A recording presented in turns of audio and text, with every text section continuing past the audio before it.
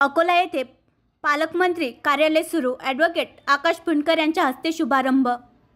नागरिकांकडून प्राप्त होणारी निवेदने, अडचणी, तक्रारींचे तत्काळ निराकरण व्हावे, सातकलमी कार्यक्रमानुसार पारदर्शक, प्रभावी व गतिमान कार्यपद्धती अवलंबावी असे निर्देश राज्याचे कामगार मंत्री तथा जिल्ह्याचे पालकमंत्री ॲडव्होकेट आकाश फुंडकर यांनी आज येथे दिले।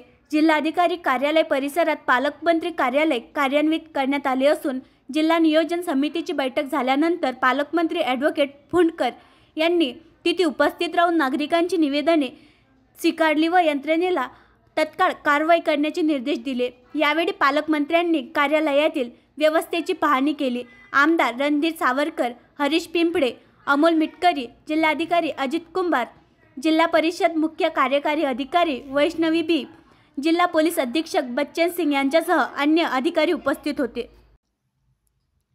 आणखी नवीन व्हिडिओ पाहण्यासाठी आमच्या देशमुख एक्सप्रेस न्यूज चॅनलला सबस्क्राईब करा, लाईक करा आणि शेअर करा।